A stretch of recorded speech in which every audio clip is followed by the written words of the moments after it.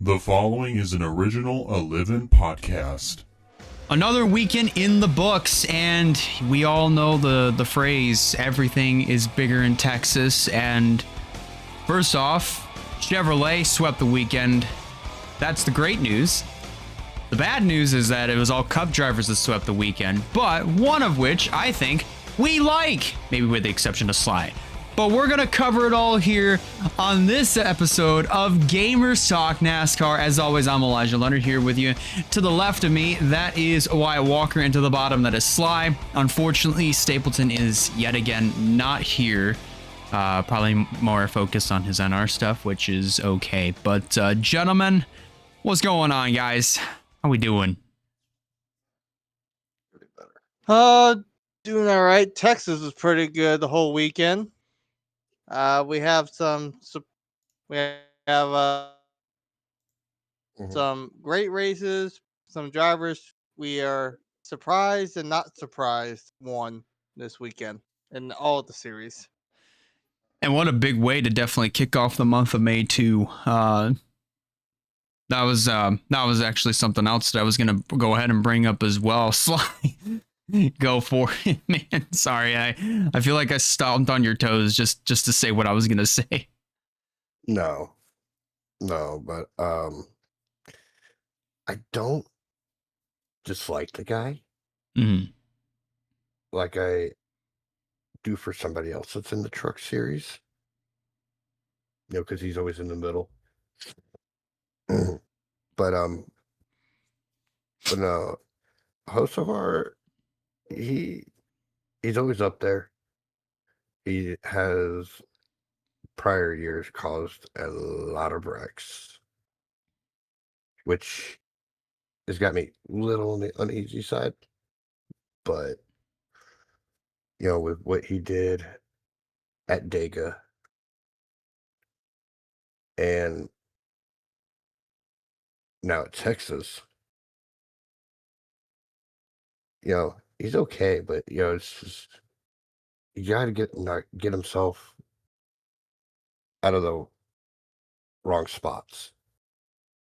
Right. Still be aggressive, but not too aggressive where it causes a half-field pileup or stuff like that. He does great in trucks. Right. Cup, he's starting to show himself a little bit more. But overall, the weekend was good. Pit Road, on the other hand, it was like Talladega all over again.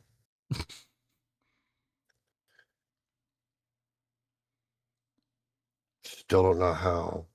You guys know that old joke about hitting a parked car? Yeah.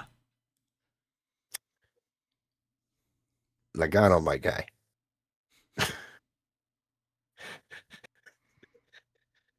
Poor Logano, man. We know you wear glasses. I understand that. You might want to get them checked again. Because you hit a parked car. Can we also say for Cole Custer, like, my guy, why were you parked in the middle of pit road? I mean, I understand you were trying to get into your pit stall, but why are we parked in the middle of pit road in the process? Like, at the same time, like, sure, Logano drove right into Cole Custer, but like Cole Custer was also just parked there. Like, he was just completely stopped in the middle of pit road. It's like, my guy, my boys, what are we doing? My boys. So Logano got custard, pretty much. No pun intended with the sponsorship that Cole Custer had for this weekend, which was Andy's Frozen Custard. And poor Seabell, he went to Gilliland Island. Oh yeah. Honestly, Wyatt shaking his head like dude, I hate that, man. I hate that. And by the looks of it,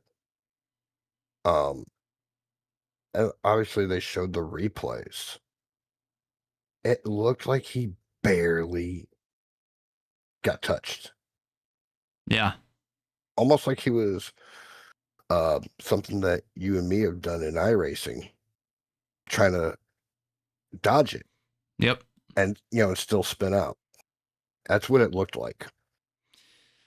Yeah. And then you throw in on top of that as well, like Bell's just trying to save his car, and then he hits the wall pretty good. He I need to find this. Yeah, he pancaked it pretty good, and it was like, well, this car looks pretty tough. I'm pretty sure like he's gonna be out of contention, but he'll be all right, right? Yeah. Right? Mm-hmm. No. So I found the button.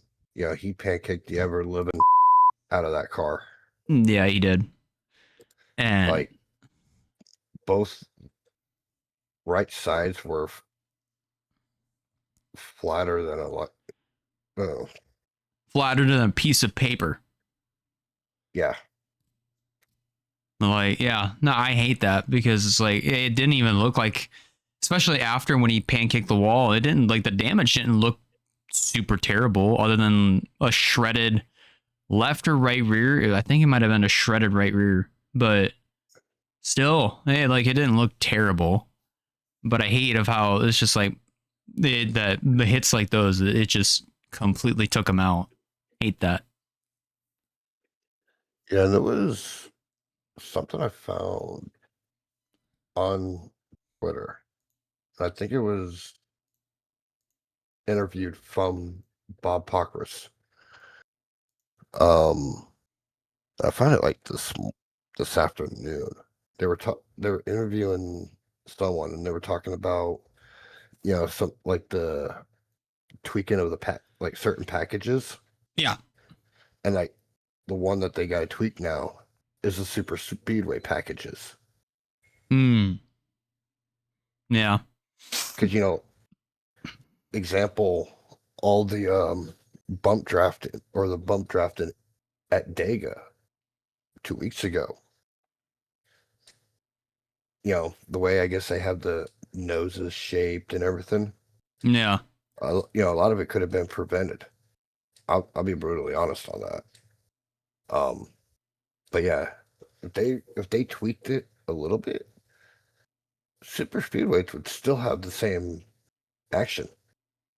Yeah, they honestly, they very, very well could. I think with super speedway racing in general, with the next gen car, I feel like it's mediocre at best, but I don't think it'll ever reach the same type of level as like the kind of like the earlier renditions of the Gen 6 were back in the day. This is long before they went to those big old spoilers, those big old 1972-inch spoilers. Whatever. COTs. Like the COT wings. Oh no. I'm talking like spoilers that are taller than your phone. Like they were like yay high. Like you could barely see over the spoiler.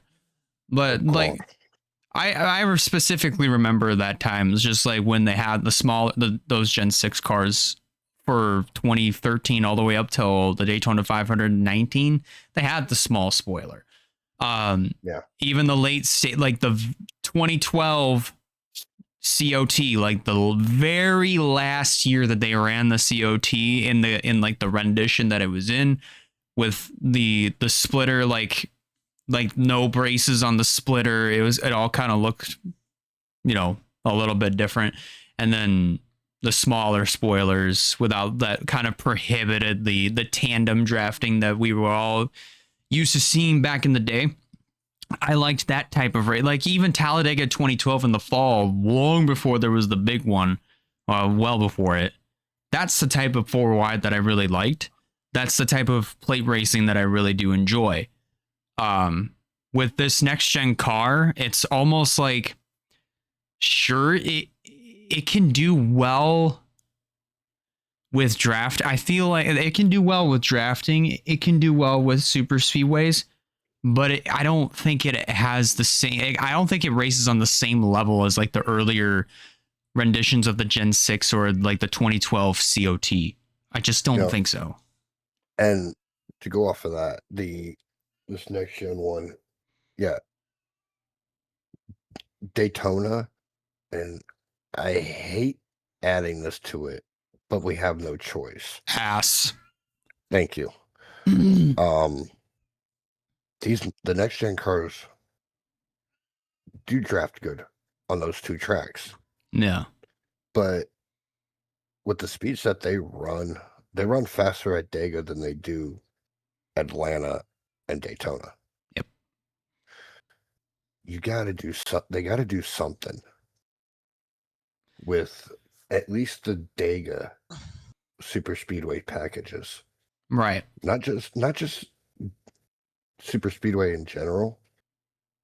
But they just got to do something. I feel it's like a minor tweak,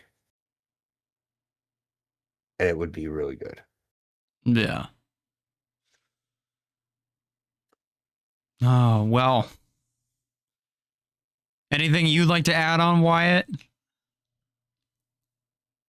Not really, to be honest with you. I was halfway part of the conversation, so I don't really have anything to add on this one. That's 100% fair. There's one thing though that I do want to bring up that actually was probably the topic of the weekend. Besides Carson Hocevar, in literal terms, going back to back, going from winning the Cup race at Dega to then the truck race at Texas. So technically back to back. But one thing that wound up happening during the Cup race at Texas, this was very late in the going. I want to talk about the John Hunter Nemechek Kyle Busch incident that happened at the tail end of the race. So there's two different sides of it. One of which says that John Hunter Nemechek thought Kyle Busch self-cleared. And then obviously that led to the wreck, where Kyle Busch, according to what he saw through telemetry, saw that John Hunter Nemechek was not quite up against the wall as what other drivers were running pretty much the entire day. And it sparked this. I think it definitely sparked, two different views. It obviously did, according to what we saw through tweets, and is very, very divided. So, gentlemen, I'm going to ask you guys this. Who do we think? I mean, obviously, see what happened during that race. See what happened during that incident. Like, whose side do we think? Who do we think is in the right here? Basically, My honest opinion. Go ahead. I think we saw a little bit of the Kyle Busch of the old days, the quick retaliation. Because from what I saw, is that I guess they got into each other, and you see Busch ahead of John Hunter Nemechek, but then all of a sudden, within like maybe a second and a half, he miraculously is at his rear quarter panel. There's only one way, and we know that Busch was faster than Hunter Nemechek. So there's only one thing. He had to have let off and then spun him out.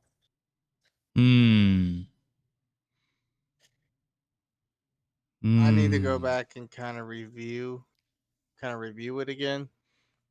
Is that the one I didn't get to see, and I need kind of that one? Why am I not surprised it's not going to let me?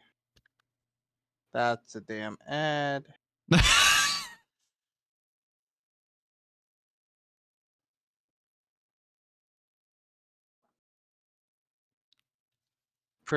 Bear with me for a moment.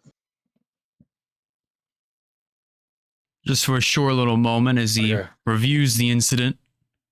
So, I mean, I did find it. I'm trying to get through all the damn ads.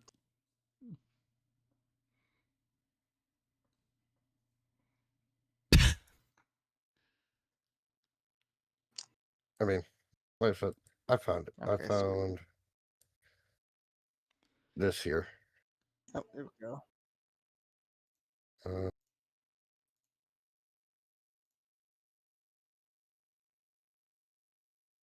Okay, yeah. you see, there's well, that was when he got spun. Because, like I said, you can see. Watch, he got it. He's in front of him, right? Wait, Load. So there we go. yeah, he was no way near the wall until Can you start that back from the beginning for me? Finally load up for me.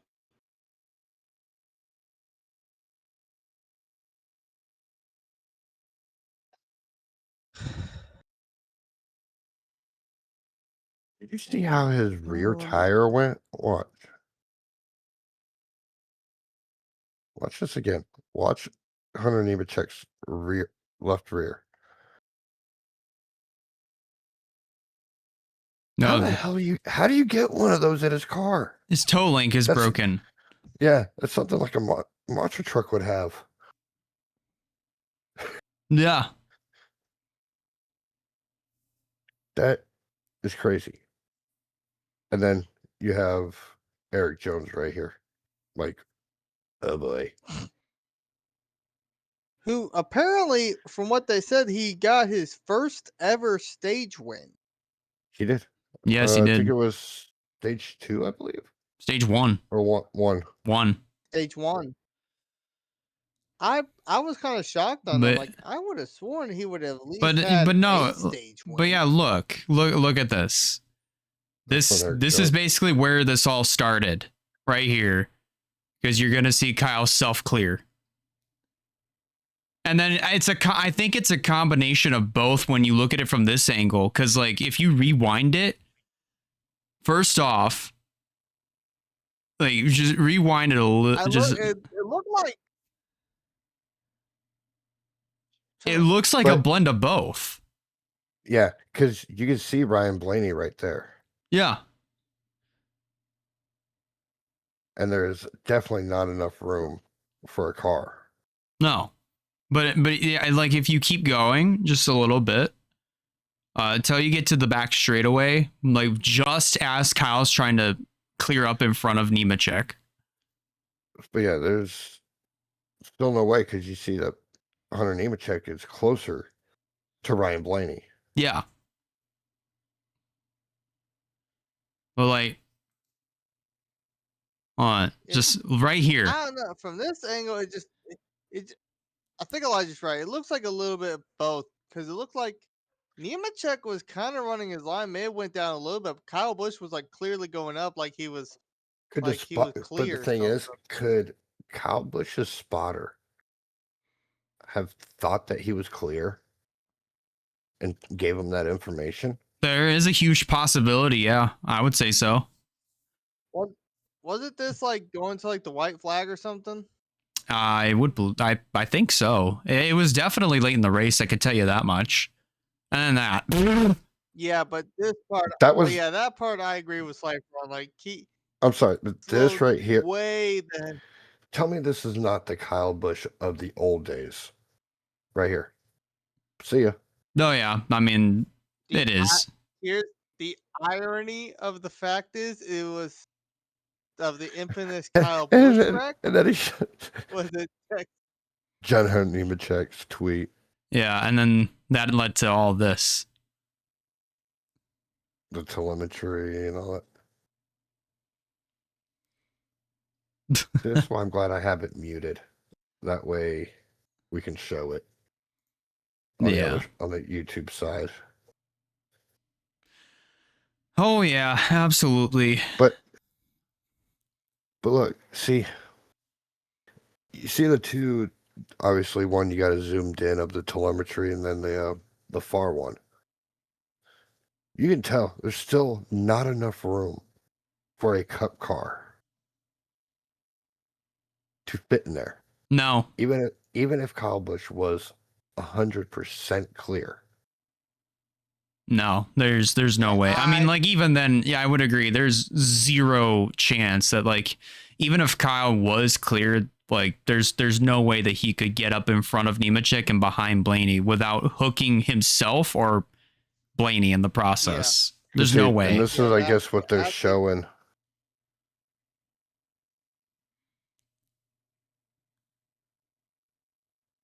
It Maybe. still looks No. like it's a bit. It still looks like a bit of both. Like I don't. It looked like Kyle. This don't show adjustments. This, I think, was more a like on Nemechek.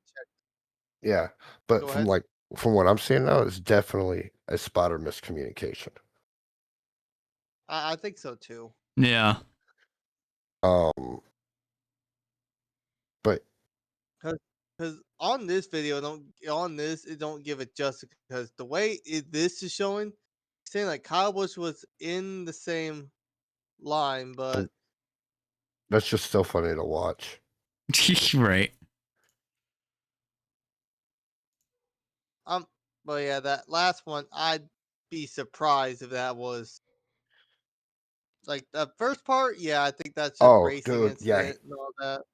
he was not clear, not even by a mile. No. Like, there's no shot. They're using, because jeez. Well, whatever it is, it definitely is pretty fancy schmancy. Yeah. Definitely a lot of transponders and a lot of data, obviously. I mean, as you can see, this is definitely a lot of data. Yeah. I'd say the first part was more of a racing incident. The second part, I think I agree with Slifer about being an old Kyle Busch. And funny enough, it's the track where he screwed Ron Hornet. Yeah, in 2011. Yeah. But that's crazy. We've 15 seen a lot, ago. but we've seen a lot of hits like that. You know what I mean? Like of this right here.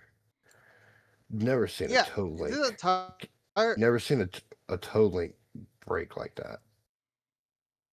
I don't think ever with that kind of pancake and kind of hit.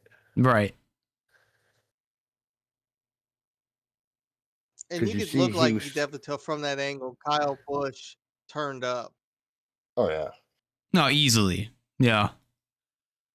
All it was just a door slam, and I mean, with the toe link, that just goes to show how Kevin Harvick was right, especially after all these years. The parts that they use are pretty crappy ass parts, and the toe links are just fragile. they can barely take hits like those. But yeah, it was a very good.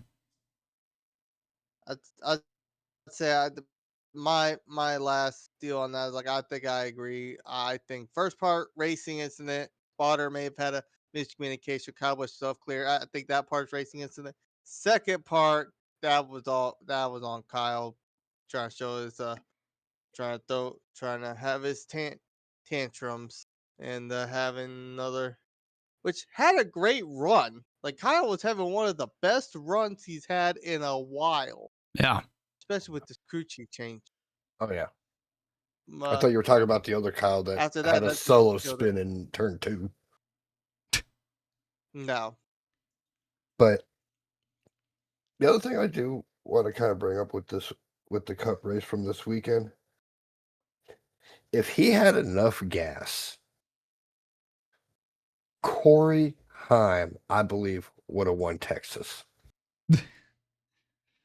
Yeah, I could see it. I would agree with that. Had a caution not come out at the same time, then yeah, I feel like Heim coulda, woulda, shoulda had it in the bag. I mean, that's another one of those races where you look at somebody who does so well, no matter what they're behind the wheel of, and they're leading, and you're just like, imagine if they won. It's like, why did Corey Heim actually have a ride this year? Like he has the speed, he has the momentum. Like he could have been the competition for Connorsville to Rookie of the Year. I honestly think, this is just my honest opinion, what they're doing, like in a way with Corey Haim, it's just I hate to compare it, but like LeBron James, he went straight from high school to the NBA. He completely missed college basketball. With Corey Haim going from the Truck Series straight up into some rides at NASCAR. I hate to say it. I think if you're gonna go up, you go from Truck Series to O'Reilly, then the Cup Series. Because obviously the trucks, O'Reilly, and Cup all have obviously different shapes of the vehicles and the horsepowers. Yeah. Yeah, I forgot, what do the trucks run? They also run 550. Okay, so you're going from a 550 horsepower to 200 more in a Cup car. You know what I mean? Yeah. You know, and but I just think it's like with Corey Haim doing select races, I think with 2311, it's the same way with, much as I hate to say it, with Cletus. You know, he's doing certain races with RCR in the O'Reilly. Yeah. And I don't know how true this is, but he's going to be running the number 4 truck when I guess they go to Dega again. Yeah, no, I did see. I think that was So confirmed. okay, so I like I said, I wasn't 100% on that. Yeah. But he will be running Nashville. Yeah. But no, it's just my overall thing is like for any driver, you know, you should go not straight jump to Cup. Don't matter how dominant you are in the Truck Series. You should go to O'Reilly Series next. Yeah. Yeah, and there's a bunch of drivers like on the current Cup roster right now that's like didn't even have a foot in Xfinity, nor like some people haven't had a stint in the Truck Series and is up here.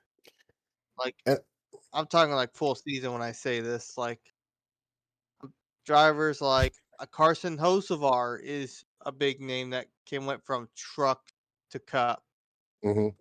I got Zane Smith is another one. Trying But to see if there's another. and I still think, and I know I've said this like different times throughout, I think last season and this season. If you're in the Cup Series, you should not be able to run in any other series. One, you're taking championship points away from these other drivers. Yeah. And Yes. two, you're getting more of an advantage of the racing surface. May not have the same kind of tire compound or horsepower, but you're getting line advantages Yeah. than anybody else, because you don't see people like Bubba Wallace running O'Reilly or truck races when they're all three together. So I mean, why does people like Larson, Bush, as much as I hate to say it now, Zilich, Hocevar. Yeah, and Hocevar. Even But he why? don't do it often, but Bell Yeah, as well. but no, but still, either way, the point is, why are these drivers getting to run in the other series? But you don't see other people like I said, like Bubba Wallace or Eric Jones. We don't need Todd Gillen going in it, but still, his name's in the hat of that. Yeah. So That's my piece on that. I don't know. I mean, I like there being a few Cup drivers to like give like give competition and all that. But if you got like drivers who are like dominant winners, like winners win about almost every time they're in there, like Kyle Busch is the Mm-hmm. biggest example. He's the biggest leech of them all. Like Kyle's won the most races in both O'Reilly and Truck Series. I don't see anyone's going to beat Kyle Busch and O'Reilly's 102 wins in the O'Reilly series. Yeah. But see, that's my thing. It's I like don't. you're still taking points away from like what was it? Sheldon Creed finished third when you got two Cup drivers finishing 1 and 2. You know how many? And You I'm just took gonna championship call this. points away from him, Yeah. like in a win. You So I know, like think how many? Sorry. Go ahead. I think that no matter what, okay, they can run the race, but they're automatically disqualified. That's my honest opinion. So like example, that race when Sheldon Creed finished third, I think I had him picked to win in our predictions. He should automatically get that win. If they're not getting the points, the Cup drivers ain't getting the points. Why the hell they get the damn trophy? Mm-hmm. Yeah.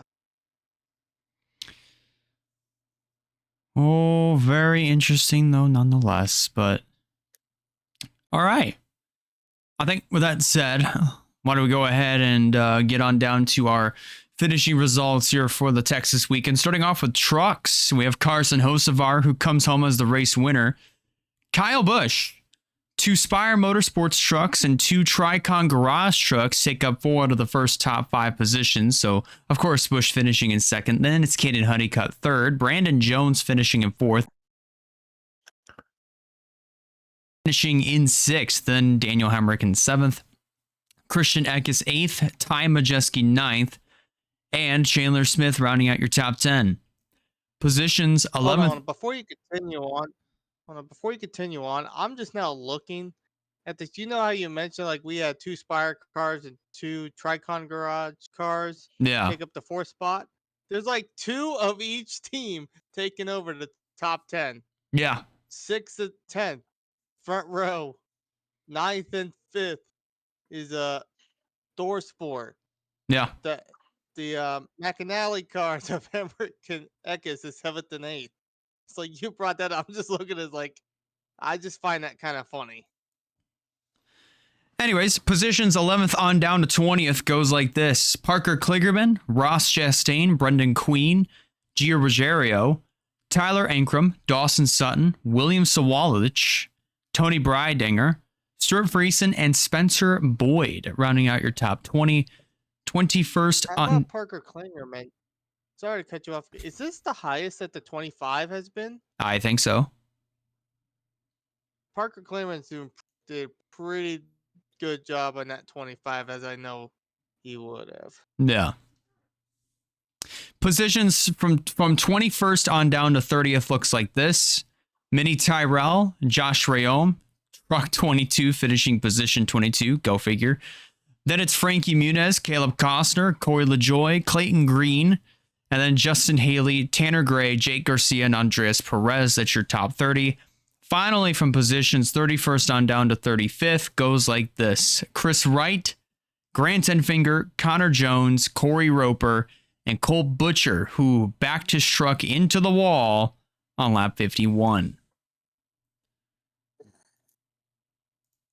All right. I don't know how I'd feel. Like I think I told you beforehand, Elijah, you got 8 drivers out of the race in the truck race. Yeah. And right in the middle, a person that's still driving. Chris Wright. And Chris Wright. Yep. Right in the middle. Yeah, it's very interesting. All right, anyways, now let's go over to the O'Reilly Series results. Now we have Kyle Larson coming home as the race winner. Boo. Sorry, Stapleton. Justin Allgaier finishing in second. Sam Marin third. Brent Cruz fourth. Parker Retzloff picking up picking up his performance after his definitely after his unfortunate exit at Kansas back on lap 2, but he's picked up right where he left off up until that point. He completes your top 5. Sheldon Creed finishing in 6th. Austin Hill started 7th, finished 7th. Brandon Jones finishing in 8th. Jesse Love 9th. Jeremy Clements rounding out your top 10. Look at that. Yeah, I kid you not. Who? Jeremy Clements. That was sarcasm. Oh my goodness. Oh, But I'm telling you, Clements over the years, he's stuck around. I'm amazed of how after all these years in Nationwide, O'Reilly's, Xfinity, whatever you want to call it, he's been around ever since the early 2010s, and here he is after all these years. His team has actually been doing pretty spectacular. They have a win at Road America that came almost, I can't believe I'm saying this, almost a decade ago. But it's honestly really impressive to see that Clements' team, and even Jeremy Clements himself, the performance of this team has really picked up over the years. And I think this is the best that we've seen Jeremy Clements be ever in the O'Reilly Series. don't forget he's got to win at Daytona as well. Oh, that's right. I forgot about that, Loki. I forgot about his win at Daytona. That was an underdog. That was a big underdog win for him. I forgot what year that was. Wasn't it like 23? That was 22, 23. Jeremy Clements winning Daytona. Here, I'm gonna pull up Racing Reference here. I'm pretty sure Clements got his win in the Road America. I think it was like that was 2017. Yeah, I was about to say 2017. Yeah, because I remember seeing Matt Tiff in the 19. Oh yeah, I remember when Matt Tiff was racing. My goodness. Jeremy Clements won the NASCAR Xfinity Series Wawa 250 at Daytona on August 26th, 2022. He secured the upset victory in a rain delay crash field that ended shortly before 1:30 a.m. Wow. So. Oh, but how about that though? We're looking for. I figured it was right around that point. I thought it would have been 23, but I stand corrected here. But now let's continue on with the rest of the finishing results here for O'Reilly's. Positions 11th on down to 20th looks like this: Carson Quapple, Anthony Alfredo, Sammy Smith, Ryan Sieg, William Sawalich, Dean Thompson, Patrick Starr, Josh Williams, LeVar Scott, and Brendan Poole. That is your top 20. 21st on down to 30th looks like this. You have Connor Zillich, Harrison Burton, Austin Dillon, Ryan Ellis, Blaine Perkins, Jeb Burton, Josh Bilicki, Joey Gase, David Starr, and Kyle Sieg. That's your top 30. Finally, from positions 31st on down to 30th looks like this: Garrett Smithley, Mason Maggio, Taylor Gray, Raja Caruth, Austin Green, Brad Perez, Corey Day, and Dawson Cram, who both went out on lap 1. Man, that's heartbreaking for Corey Day, from winning at Talladega to going out at Texas on lap 1. Man, that's so sad. What would have actually made it sadder is, and people could have made a joke about it, if Dawson obviously went ahead of Corey Day, because then you could have said that he was the first one to cross the finish line at the end of Dega, and he was the first one out. He was amongst the first. Oh my goodness. That's so unfortunate. Now on to the Cup Series results here. Chase Elliott nabbing his second win of the season And Chevrolet now starting to gain a little bit more momentum, not just after Chase Elliott's win at Martinsville, but also you throw in that and then Carson Hocevar's win at Talladega the week prior. It seems like Chevrolet is really starting to get things figured out and turn back into the right direction. Denny Hamlin finishing in second. Alex Bowman, yet again, starting to show up here. Second week in a row, another top 5 finish for him. Tyler Reddick coming home in fourth. Chris Buescher rounding out your top 5. Finishing in sixth is the number 7 car of Daniel Suarez. Carson Hocevar finishing in 7th. You did not just do what I think you did. With car 77. William Byron finishing in 8th. Bubba Wallace 9th. And Ryan Blaney rounding out your top 10. So how about You did not just do what I think you just did. You. I'm definitely gonna have to listen to this part back.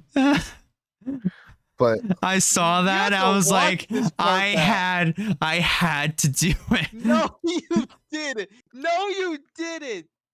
You did not have to do that. We're Bro, can we finally get a over replay that of crap. Can we get a replay of what you said? Oh, watch back on the video. But how about though, for the first time in a while, 3 out of the 4 Hendrick Motorsports in the top 10. Yes. Yeah. And I know you already iterated on it, but second straight week, Alex Bowman finishing in the top 3.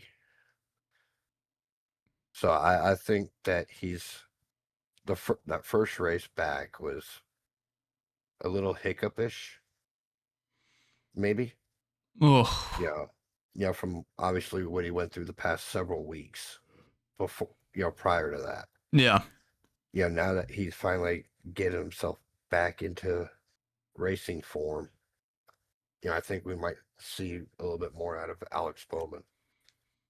Yeah. Well, here's to hoping. I mean, I don't know if it's still going to be enough. Yeah, but we still got a lot of time. Now, also, just let you know, Slifer, just so you know, Daniel Suarez finished 6th. If you could put 2 and 2 together, you'll understand why. Oh, God.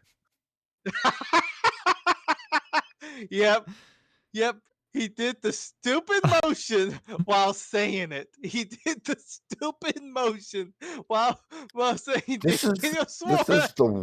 I'm sorry, but this is the one time I'm glad I did not look over at my right monitor and see him do that.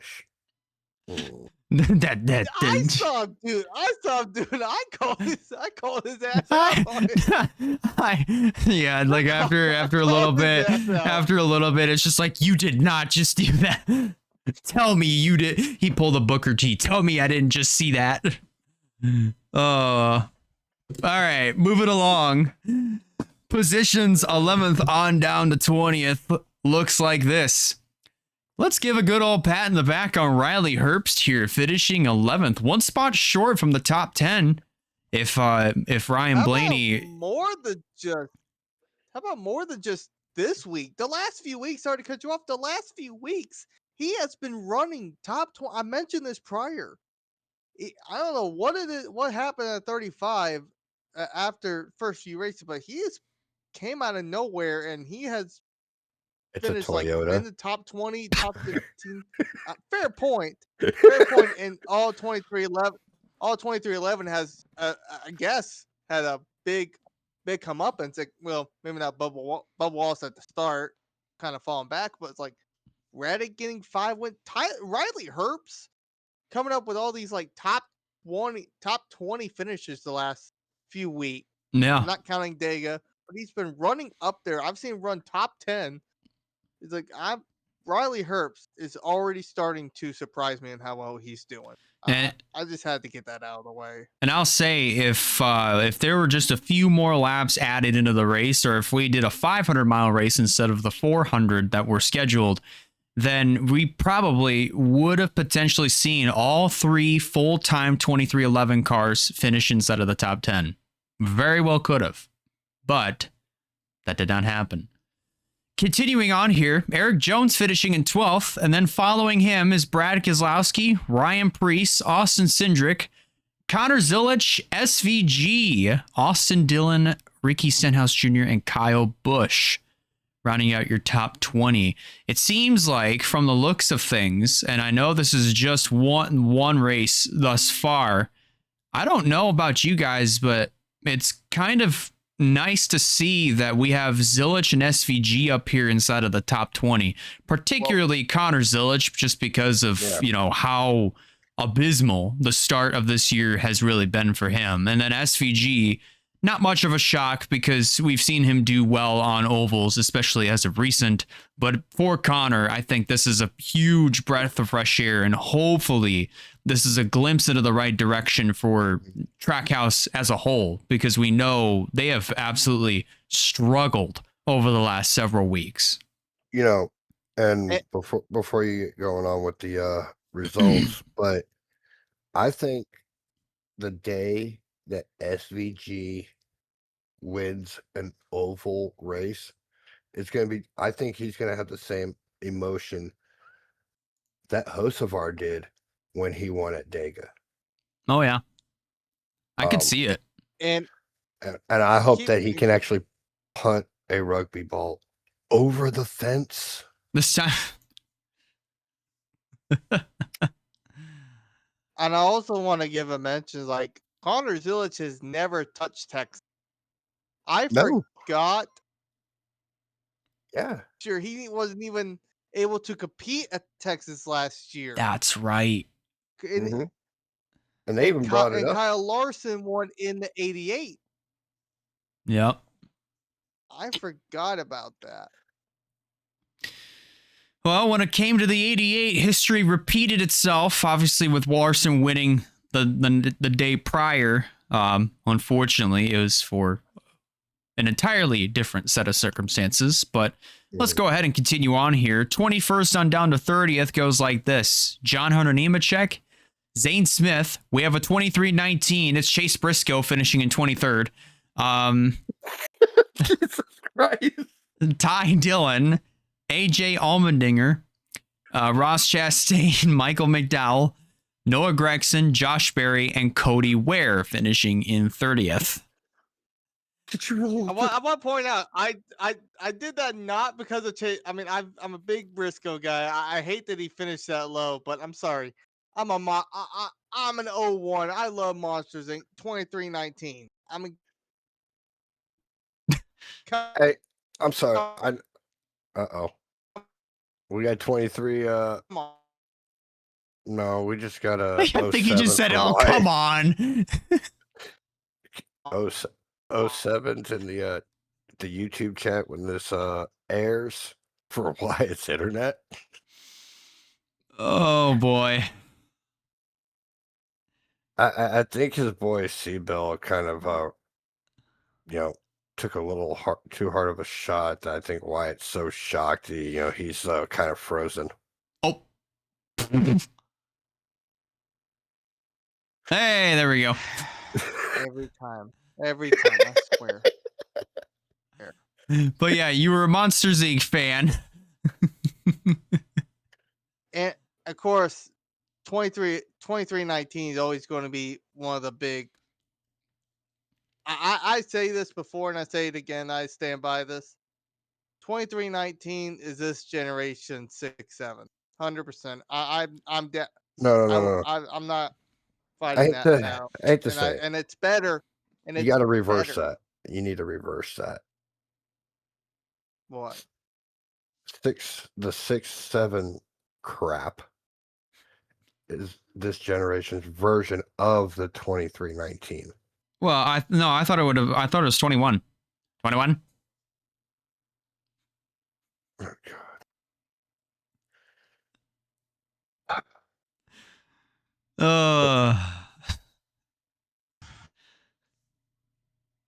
Yeah, but I really wish Stapleton was here so we can ask him what happened to his boy Larson in turn 2. Oh boy, yeah. Let's anyway, back to the results. Let's go ahead and round them out here. 31st on down to 38th goes like this. Corey Heim, Todd Gilliland, Chad Fincham, and it's actually crazy that we're living in a world where Chad Fincham does better than Kyle Larson, Cole Custer, Ty Gibbs, Joey Logano, and Christopher Bell all combined in this particular race.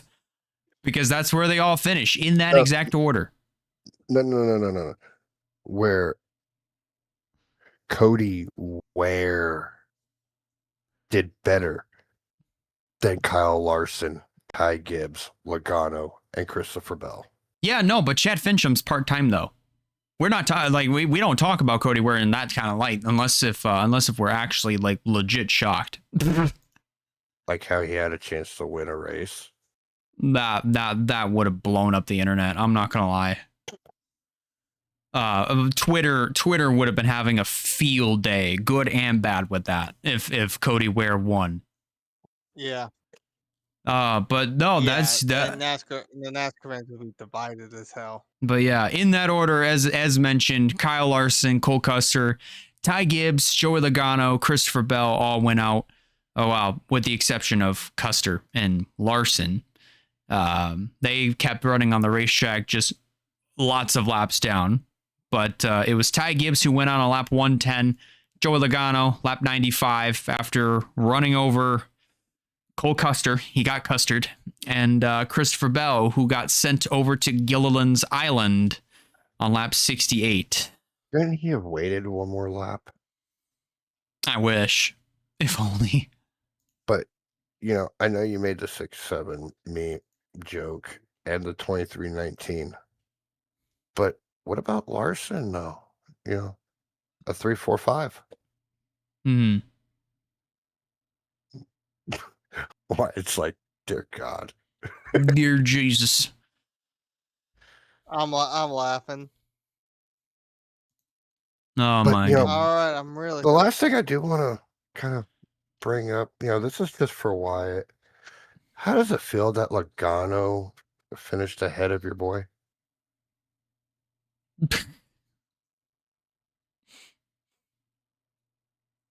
Boy, if looks could kill. Or is he frozen again? He's frozen again.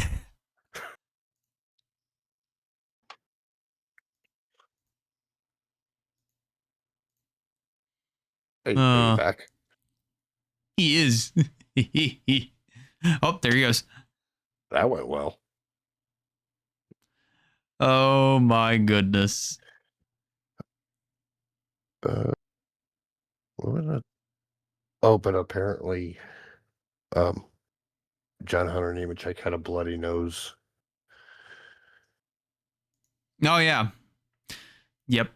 That's something that unfortunately there's not much control over that. Yeah, I'm doing my segment on my phone. I can't with the computer right now. Nah. Don't blame you. Yeah. But what's your reaction, though, good sir? What about Logano finishing ahead of your boy? Honestly, it sucks, but stop biting my foot. Go on. Go. Sorry, I'm hungry. Anyways, that kind of sucks. I mean, I'm kind of used to it, but I'm just glad he didn't even finish. Sorry, y'all know me. I'm not a big Logano guy, but yeah, I'm just going to finish the race. Yeah. And he got me my point on GTN, which that's a great segue to mine segment There we go. all the damn point. Here we go. Okay. I really hope you boys clip that, Elijah, because you may need to start using that when I'm not here. No, trust me. Oh, Elijah's got that covered. I bet he does. So going off to the truck series, I would like to start with course. Next series. Huh? What? Next series. Next Elijah series. knows why. Huh? We got two people not paying attention. All right. No, he started talking about the truck series. I went, nope, next series. Oh. You mean next? I always start with truck series. Yeah. Anyways, starting off with the truck series, where unfortunately Carson hosted part one, so we don't have a new winner in the regular truck guys. We still only have Chandler Smith and Lane Ritt are the only two full-time truck drivers who have won. Mm-hmm. Everyone else has been part-timers or cup leeches. So going off this, now that host part one, we can actually call him a cup leech now. Caden Honeycutt is now leading the point standings with 103 above the cut line. Chandler Smith sits second with 89. Lane Riggs 84. Gio Ruggiero 72. Ben Rhodes 69. Nice. Christian Eckes 66. Ty Majeski 58. Tyler Ankrum 11. Stuart Friesen 9. And Jake Garcia is only above the cutoff by 1 point. Daniel Hemmer, excuse me, I'm getting ahead of myself. Justin Haley down by 1 point. Daniel Hemrick's down by 9 points. Rookie Brandon Queen is only down by 11 points. That is not that far from cut line. That rookie's getting close to being in the top 10 in points. Tanner Gray, 20 below. Brandon Finger 32. Andres Perez tied with 30. Dawson Sutton 38. Colt Butcher 49. Minnie Tyrell 56. Chris Wright 66. Frankie Mina 74. And Corey LaJoy down by 101 points. Oh boy. Man, I wouldn't be, I mean, at some point, yeah, I would agree we're going to see Brendan Queen inside of the top 10 here if he keeps going with this consistency. Corey LaJoy, I don't know. I mean, like, I feel like there's a chance, kind of, but I feel like if he does, he's going to get very, very close. Like, 101 points is still a pretty big deficit to make up. The only thing is we only have like 11 races left in the regular season for the truck. Yep. So how quickly is he going to make all that up? Yeah, the only one way to find out. Tell you what, we're in a good little spot. I can kind of like talk about some drivers on this. Like, we haven't had Ty Majeski's been quiet in the 88. Yeah. Like, I haven't really seen much of Majeski.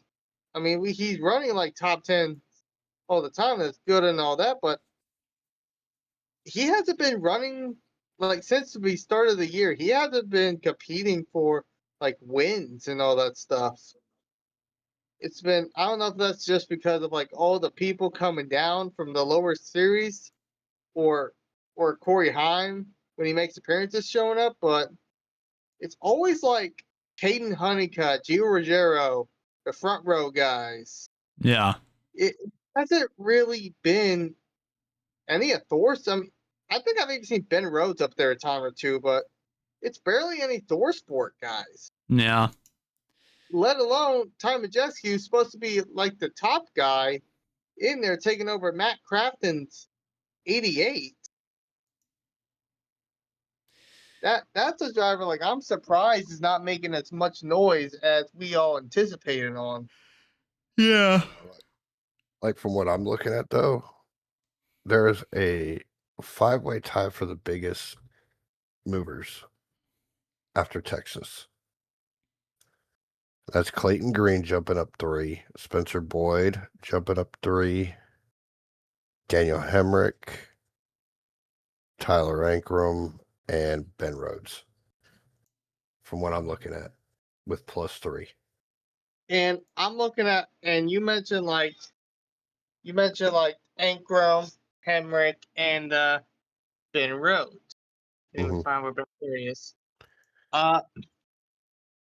Daniel Hemrick did not have a good start of the year, but he's been slowly showing up. him and Brendan Queen are going to be in that top 10 at least at some point. Like, But also, go when ahead. did Corey LaJoy take over for Daniel Dye? That was it. That was no, not after Darlington. Yeah. Pretty sure it was Kansas. No, Rockingham. Rockingham, yeah, it was Yeah, Rockingham. because he's got like a total of what five starts now, right? Yeah. And from what I'm looking at, there's only a 10-point difference. Like just as the point standings are shown from what I'm looking at, there's only a 10-point difference between in that area. Yeah. Yeah. I would have really thought Corey LaJoy would have shown up a bit more. Like, he hasn't really surprised me as much as like some of the other names. I think we're getting more. I don't know about owners' points. Y'all know I don't do owners' points all that much, but if I look at like at 25 in the owners' points is probably pretty high up there, if I'm not mistaken. Yeah. For like the series, someone could kind of back me up on that. I'm actually looking at it myself. Where is that 25 sitting in the? Oh, 23rd. Okay. But yeah, I don't know. So there's some of the drivers in the truck series that's kind of surprised me how a mediocre dude. Grant Enfinger is 32 below. Like, what is going on with Grant Enfinger? Yeah, that's a great question, honestly. Maybe the consistency to maybe lose, I don't know. I mean, they might have skipped a few steps or something, but they are definitely falling behind, that's for sure. Let's go ahead and move on to the O'Reilly series. You mean the Chevrolet series? Yeah, basically. Dude, yeah, it's so sad. It's so sad. Actually, the Chevy and Toyota series, because that's all it Yeah. consists of, not a Ford in sight. Yeah, for Watkins Glen. That's what I'm looking at. Holy. But continuing on. I think I agree with like either you or Slifer said like we need like Penske back down there. We need RFK down there. I think RFK down there now would be good. Huge. It would be Like huge. maybe not even Penske per se, because like I think Penske's had its time down there and they're not after Cendric, they haven't really shown up at all. But like RFK could benefit for something like this. I think front row already has like a truck team.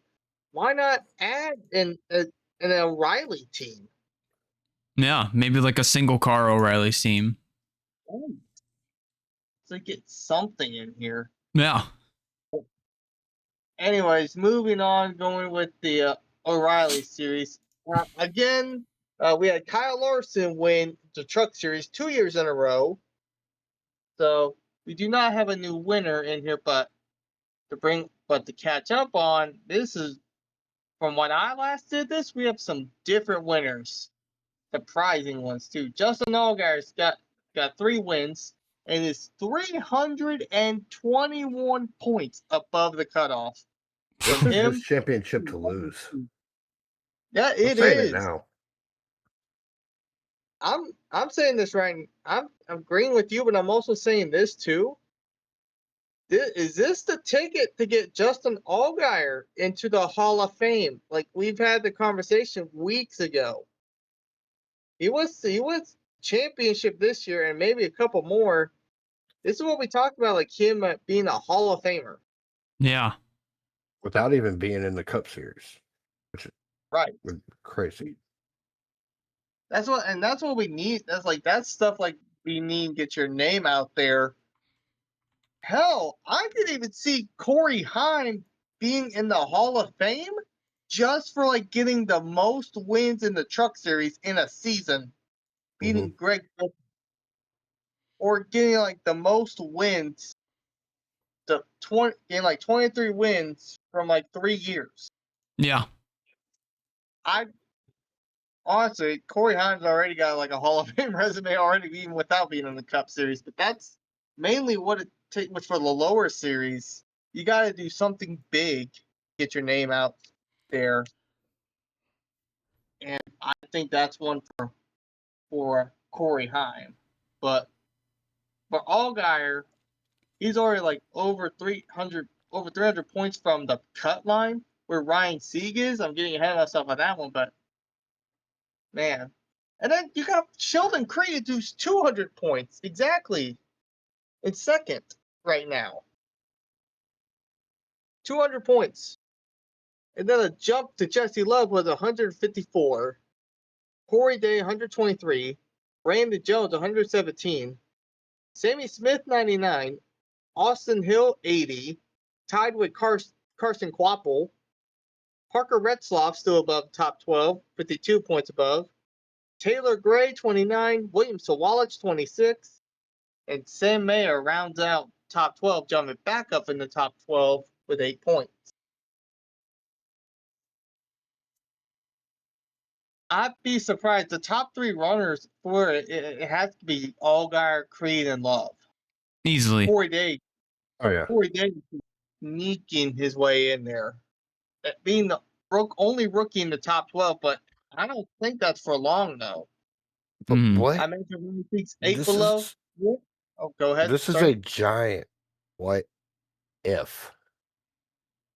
Corey Day just almost pull off what most people probably think would be the impossible right now. It's taken away from Allgaier. That's very, very slim. Slim, but there's still a microscopic, very microscopic, but what if? Anything can happen, and with this point system, he would earn it. Yeah. Going back, we talking about rookies. We talked about Corey Day being the only rookie in the top 12. Don't look down, but Brent Cruz is only down by 12 points. Yeah. And he's having a hell of a season. Even missing the first 4 races, he is having a great season, and he is 12 points. He's almost to that line. I would think by if I don't see, honestly, is that he ain't in my points predictions, but I don't see Ryan Sieg doing well at Watkins Glen. I don't know how Sam Mayer's going to go. And if Brent Cruz has a good race, and I think he's pretty good at road courses, I think Brent Cruz may be in the top 12 by Watkins Glen. Easily. I could see that happening. I feel bad for Raja. Went from being top 12 for the longest time. Now he's back to being top 15. Only 14 above. A good thing with this, he's 14 above, but he has a 33-point cushion between him and Brendan Poole, who's only down by 47.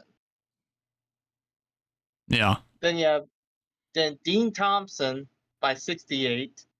Jeb Burton 74. Jeremy Clements, as you mentioned, got a top 10. Out of nowhere, top 10. That bumped him up to 19th. Anthony Alfredo 83. Blaine Perkins 92, and Patrick Starr 112. See if there's any notable names I might mention that's down here. Harrison Burton 116. I think that's really the only notable name I can mention on that. Yeah, I'm probably gonna say guaranteeing Brent Cruz is I will probably piggyback off what you said. What is that? Brent Cruz easily after Watkins Glen, most likely getting himself inside of the top 12. It's literally within arm's reach. He's got this in the bag. I second that one. And we're about already next week will be halfway complete of the regular season That's crazy. for the O'Reilly series. Makes Right. me like, who do we think may benefit the most? Like, obviously, Allgaier is hands down. I think Allgaier, Creed, and Love are like the top three, hands down. It's going to be in it. Oh, hands down. Corey Day is a good argument that he will be in there. Brandon Jones is having a great season. What about anyone else? And we Well- have not been the winner. I don't think in any series gone below the, maybe I think William Sawalich did actually, but really had the winner be below the cut line. Yeah. Well, the only thing I'll say is I'm going to call it now for next year. There's going to be two people to watch out for in the O'Reillys. And that is Corey Day and Brent Cruz. I will agree with that. I say if I'm going to add on Parker Retzloff. If he has the same momentum as he had this year, I think those three may be the ones to watch. But we all know that the Daytona race sets the tone for the entire season. Yeah. Don't matter if it's trucks, O'Reilly, or Cup. Daytona sets the stage for the season. It's going to be interesting. I'm surprised we had like Sam Mayer only 8 points in 12th. 12th in points range. That's probably one of the biggest names that I'm kind of surprised about. Now we go to the main part of the whole deal, the Cup Series. And we actually have another multi-time winner this season. That's not Tyler Reddick with 5. Chase Elliott now joins the fun with 2 wins. But it still don't change the fact that we talked about Justin Allgaier having over 300 points in the O'Reilly series. Tyler Reddick's about to crack that he's at 291 points above Joey. I'm getting ahead of myself here, but Joey Logano fell out of the top 16. Yeah. He's 129 points from him. Then you have Denny Hamlin with 182. Chase Elliott now with his second win bumps up to the third spot with 174. Ryan Blaney 136. Chris Buescher, the only non-winner in this so far, 110 points. Then Carson Hocevar 98. Ty Gibbs 95. Then all the rest of these are non-winners. Kyle Larson 83. Brad Keselowski 76. William Byron 73. Bubba Wallace 69. Nice. Ryan Preece 63. Christopher Bell 56. Daniel Suarez 36. Austin Creed 13th, and Chase Briscoe bumps up. Austin Creed. Did I say Creed? Cindric. Damn it. I mean, you go in a different sport, my guy. I don't know where that came from. Austin Xavier Woods. I don't know where. I'm trying to put. I thought it said Cindric. I don't know why I said Creed. No. I'm tired. So I'm going to bed. I'm going to bed after this. All the picks are in there. Anyway, Austin Cindric 13 and Chase Briscoe making his first appearance in the top 16 with only 7 points above. I'm doing a bunch of names on here. I gotta give a top of the hat to, like, Brad Keselowski still being up here. Probably the biggest surprise coming from his foot surgery deal, and him still being top 10 in points. Yeah, is impressive. Ryan Preece is still hanging on up here. Daniel Suarez still top 15 in points. But we have only one big mover in the Cup Series.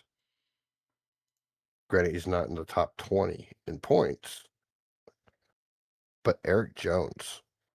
I believe that. Moved up 4 spots. Hey, And Kyle Busch got moved up one spot. Well, it don't matter. Well, it don't matter if he got moved up one spot, tied with his teammate. And No, I'll Mhm. get but to that. the way I'll get that, to that in a second. but Jordan is down by 7 points. Ross Chastain down by 26. SVG down by 27. That's going to change after next week. AJ Allmendinger down by 43. Zane Smith 44. And we mentioned Eric Jones down by 46. so it's still doable. Oh yeah, still doable. Yeah. Couple of notable drivers on this list too. We talked about Kyle Busch. He's currently tied with Austin Dillon, 60 points below the cutoff for both of them. So it's Uh, still technically doable too, Yeah, because Ryan Phillips the down. 600 is a big points race, Yeah, and we it still is. have that to go. That's in like a few weeks, if I'm not mistaken. That's like That's coming. Let's see. Hold on.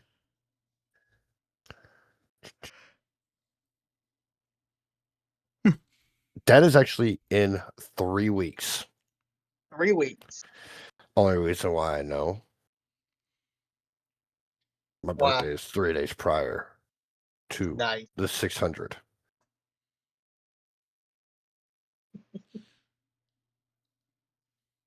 Hell yeah, but yeah, that like you said, that's going to be a big points day. That's going to be interesting on who would win that, and that's going to be a big jump. That could be the only way, unless Tyler Reddick wins that race. Oh my God. Someone will actually catch up to Tyler Reddick in points. If not, then you might as well just give Tyler Reddick the championship. You might as well just give him the You damn just lock it championship. up. Lock it up at that point. Yeah, Could you imagine though if we'll just say hypothetically, because the chase or playoffs, it's still kind of a playoff deal because you only got yeah. 16 drivers going for the championship. Have you ever thought that Michael Jordan, I think, would make history as far as athletes that move to a different sport? He would, in a way, make history. Yeah. And do you know what I mean by that? Ding. Ding. If you can name me an athlete from, say, Major League Baseball, NFL, or even NBA that has moved on to another sport as like a managerial kind of role or owner and has won another championship. That would be crazy. I think with that, Michael Jordan will probably end up going in the Hall of Fame as a owner in Mhm. that. He'd Yeah. be like, see, he only. I don't know how the Hall of Fame works in basketball. I don't know if anyone does, but like, he's only done like one thing to be a Hall of Famer, or has he been in like different teams, or like? No, Do you guys? he's only, I think, been with the Bulls. Yeah. I think so.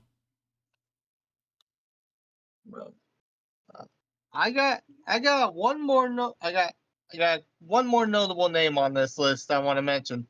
Alex Bowman is 112 points, but 127, my apologies, below the cutoff. He is not last in points anymore. He is not last in points. But anyone want to guess who is? Cody Ware. No. Really? By 1 point. Oh, Cody Ware is not last in points. oh, can I take a guess? Teacher, pick me. Sure. The person that Elijah likes to pick a lot for his driver to stay away from, Cole Custer. Yes. By 1 point. By 1 point. Hold on, let me look at this. Cole Custer is last in points of the full-time drivers. Well, I'll be damned. There it is. And I want to correct myself with the Michael Jordan and the Chicago Bulls thing. From 2001 to 2003, he played with the Washington Wizards.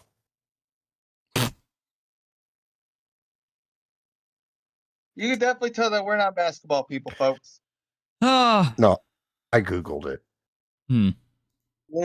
Washington Lizards. I knew I would never have known that there was a basketball team known as the Lizards. Wizards, not lizards. Wizards with a W? Harry Potter. Okay, that makes more sense. That makes more sense. Like I heard an L, not a W. I'm like, But why would there just, be a team with a lizard? I swear. but just in any sport. Yes, if somehow this ever got to Stephen A. Smith, these athletes in NASCAR, shithead. But for one man, yes, I said it. But for one man to be with one team, and that can go with like William Byron being with Hendrick Motorsports for, say, God knows how many years. But from like with Jordan, 1984 to 1998, he was with one team. Yeah. It's just so crazy, just in general, as a sports thing. So, like, again, like William Byron is an example. Because I think he started with Hendrick Motorsports, right? Yes. So, let's say 14 years down the road, still with Hendrick Motorsports, that would be something. Yeah. No, it would be, honestly. Oh. Really don't want to hear GTN points, but I know I got to. Now Here we go. get to GTN point. So Stapleton had no surprise, got the biggest point win of the whole weekend. He got 6 points. But I got 4, Elijah got 5 if I'm not mistaken. But now me and Elijah are tied for the points lead. Right now with 43 points. Stapleton is now down a point behind us, being 42, moving on. and Cypher 35. I'm having a Al Bush moment. 8 points. You did get I believe 4 points. Yeah, he did. You got at least 4 points. Yeah, but wasn't it trucks that I shut myself out? I Or don't. was it O'Reilly? I can't even remember here. Let me. I think it may have been O'Reilly because I think you actually got some points in the truck series. Yeah, I think so. You got points in trucks. I know you did. I know you did that one. But yeah, this is interesting, and we're about how many races have we? What race? 11th out of 36. We are in a good 15. We got 15 left in the regular season for a cup. You still should be able to catch up. You got some good races. You may have to change your thinking strategy a little bit on things. Trust me, I wish I can get my pity point every week. Okay?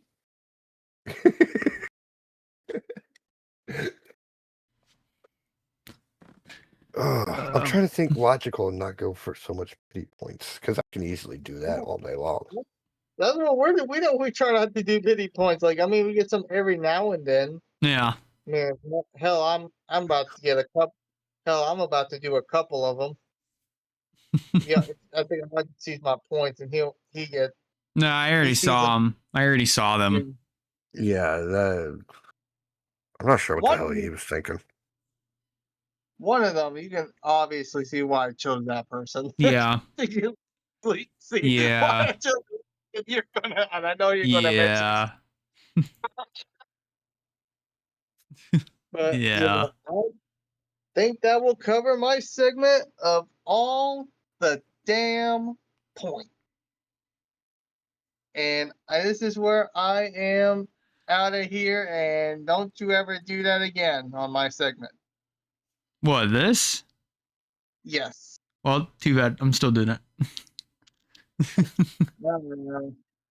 My picks are in there. Stapleton should have his. Yep. Oh, He put his yeah. in a half hour ago. Okay, Finally. I'm gonna head out, but I'll go ahead and just get all his points. Then I'm gonna head to bed. All I'll right. see y'all later. Sounds good. All right. Have yourself a good one, Wyatt. You too. Bye. Yeah. All Well, right. unfortunately, Wyatt is making his exit because he has to be up like super early in the morning. I don't Mhm. think there was really any breaking stories that came out, was there? Well, the only things that I found, this was from Bob Proctorus, was I don't think it really mattered much, but McNally, Higgleman, Oh yeah, the they're 20s adding making a its debut. Yeah. they're adding a fifth truck. We'll do Watkins, Glen, and Pocono. Mason Massey will do Richmond and other select races.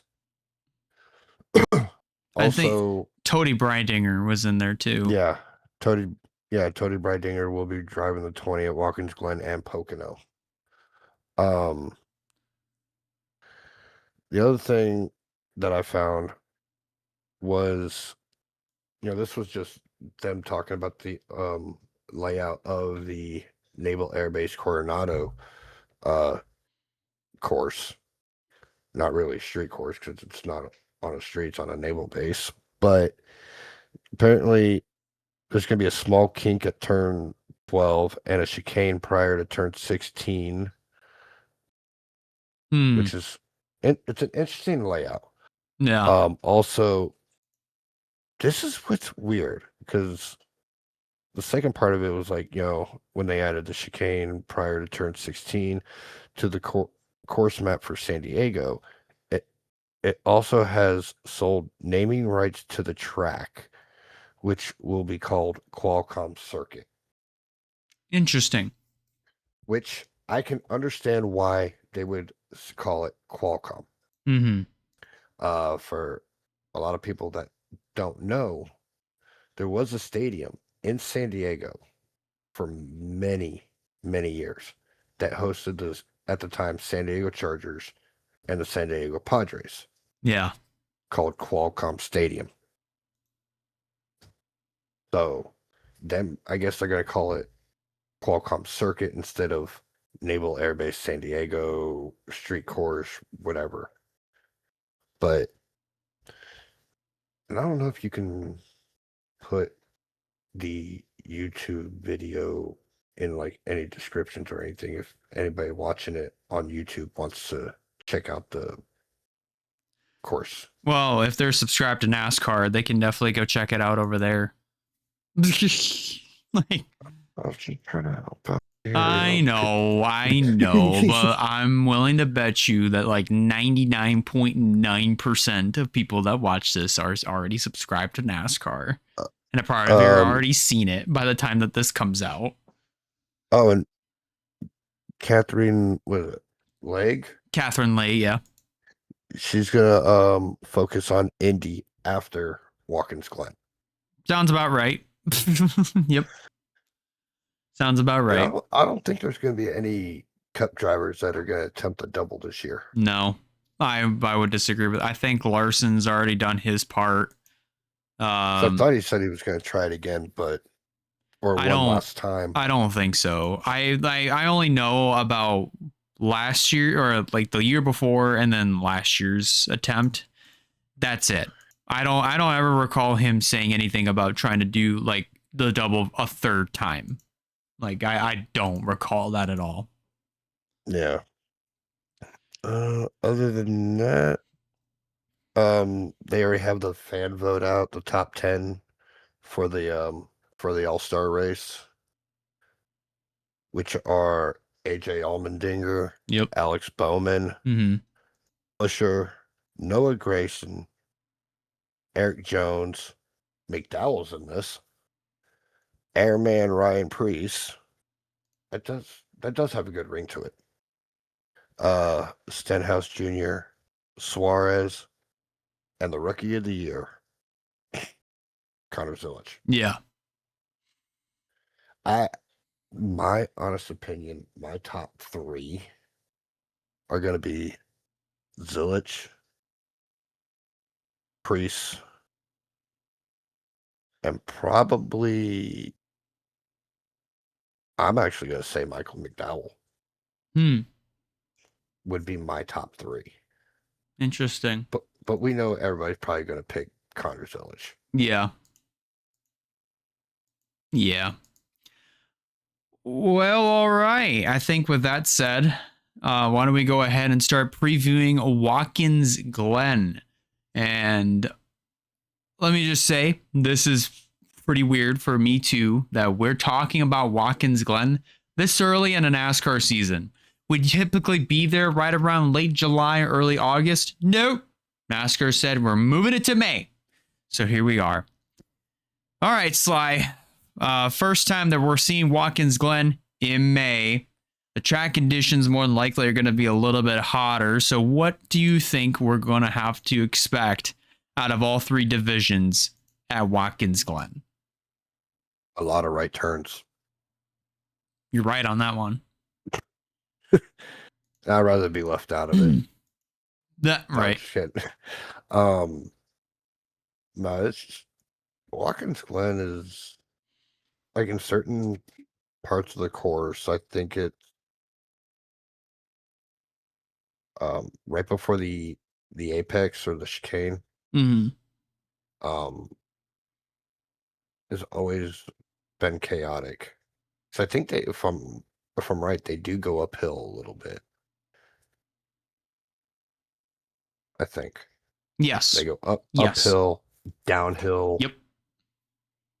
But no, it's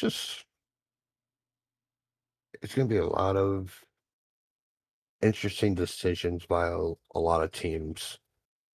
Obviously reverse pitting. But I think it might, at least the O'Reilly series will probably finish under green, but I'll call it now. Cup series is going green, white checker. Interesting. Very, very interesting. All right. What are your thoughts on it? That's actually you don't get asked that much. Well, yeah, because usually I'm just used to going straight into predictions, because I usually don't say my thoughts. It's going to be interesting. That's all I'll say. But anyways, let's go ahead and get on down to our predictions here for this weekend. For those that are brand new to the show and are not exactly sure how we make our picks, here's how we make them. We give you a driver who we think is going to win.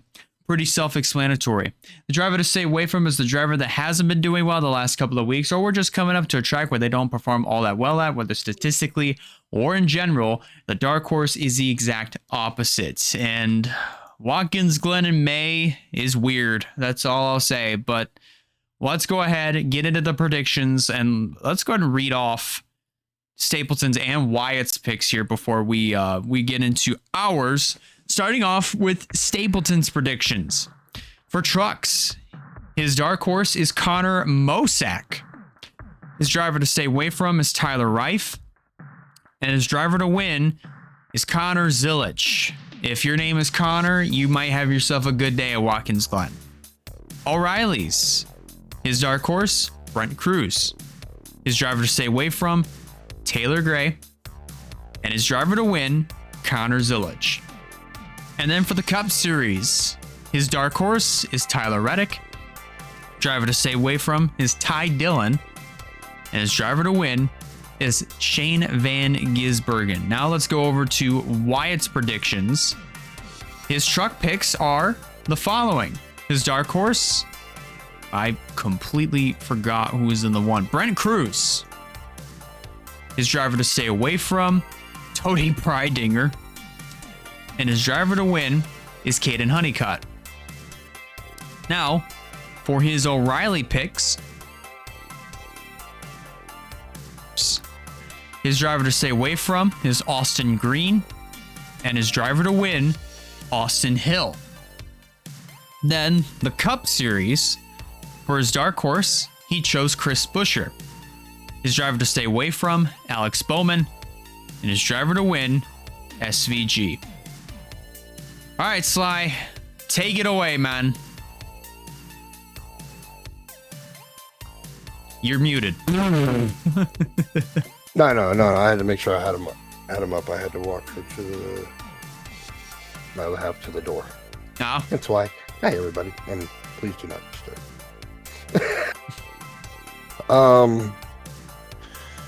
Truck Series. I'm sorry. I'm not picking no Cup drivers because I still stand by what I said earlier. So my dark horse, I am actually going to pick. I'm actually going to go with Stuart Friesen for my dark horse. Okay. My stay away. I'm going to have to go with Minnie. Having obviously a rookie year. And my driver to win.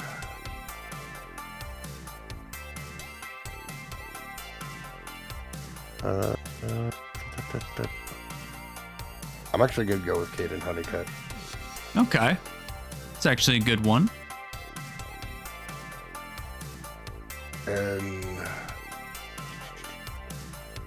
now for the Auto Parts Series. My dark horse.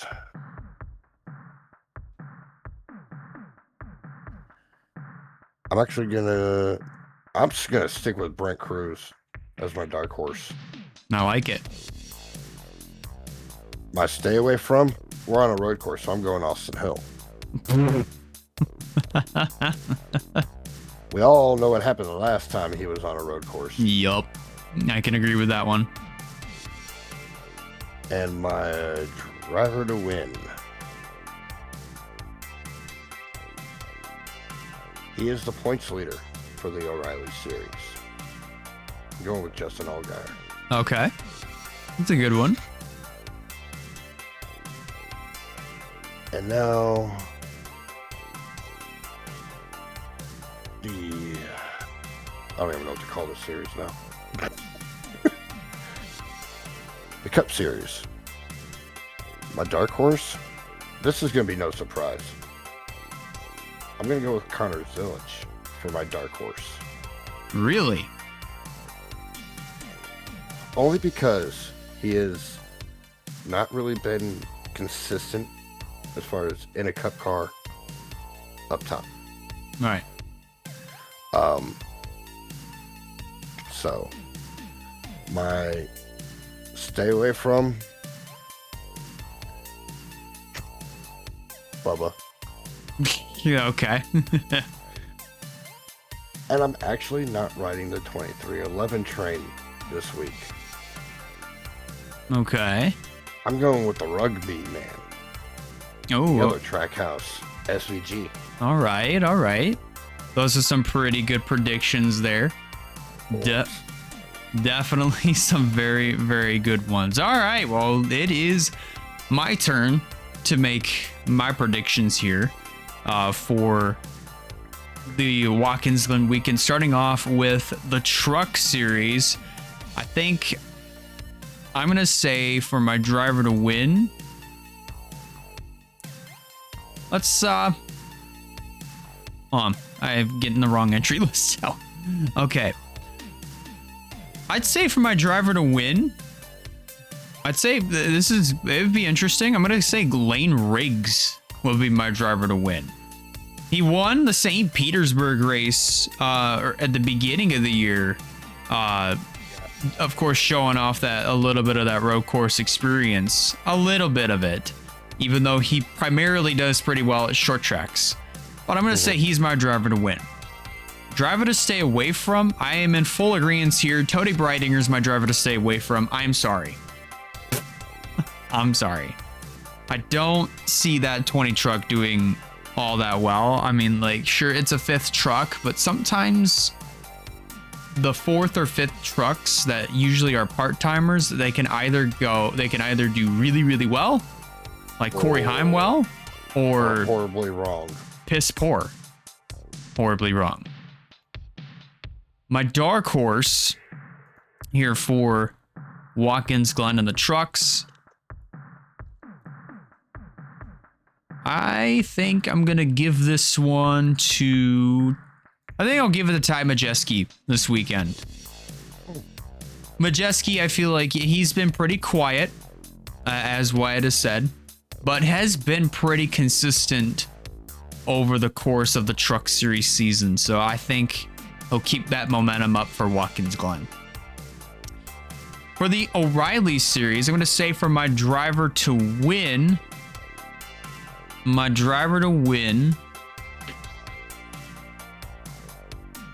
And it's honestly tough.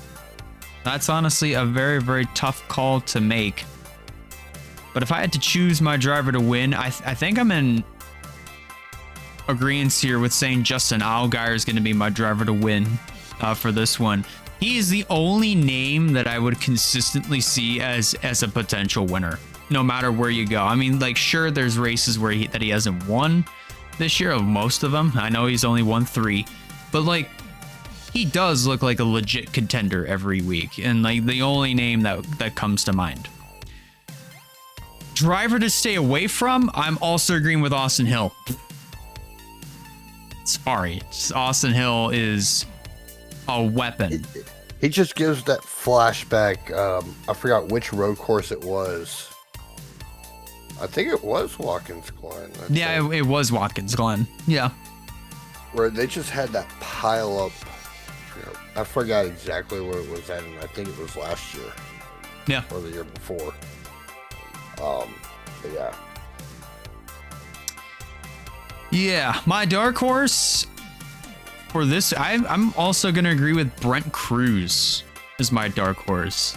Like I mentioned while we were recapping points, by the end of this weekend, he's breaking top 12. Guarantee it. Easy. I'll tell you what's not going to be easy is for Discord to actually pick up my mic when I say this. But I know OBS will, because OBS is a real G here. It's time for the main event. Oh, whoa. It is the 40th annual Go Bowling at the Glen at Watkins Glen International for the NASCAR Cup Series. You did not cut out. Thank God I did not. Because I think you shortened it. I did actually shorten it. But here we go. I think we're all in pretty unanimous company here by saying SVG is our driver to win. Pretty unanimous there. It's no shock that SVG is pretty much, you know, road course ringer. the actual road course ringer. One that actually everybody does kind of look out for. And I'd say he's easily the first one that you'd have to keep your eyes on since either Marcus Ambrose or Juan Montoya back in the early to mid 2010s. Juan Pablo.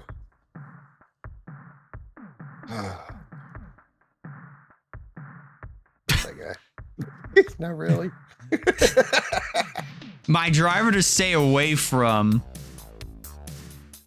you know, to be, I think I'm going to say John Hunter Nemechek for this week. Part of me kind of thinks he's going to go out for some form of retaliation against Kyle Busch. That way he can get even. That's what I feel like. But then again, We know where that usually ends up. Yeah. The NASCAR hauler. In the hauler. Easily. In the hauler. My dark horse. Honestly, for my dark horse, I think I'm going to have to say...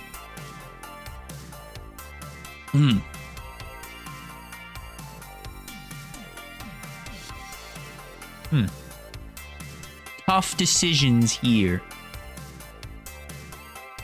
I think I might take a shot. I wouldn't say shot in the dark, but kind of one that you know does pretty well on road courses, and even has won on a road course for his second career win in the Cup Series. Give me Michael McDowell as my dark horse.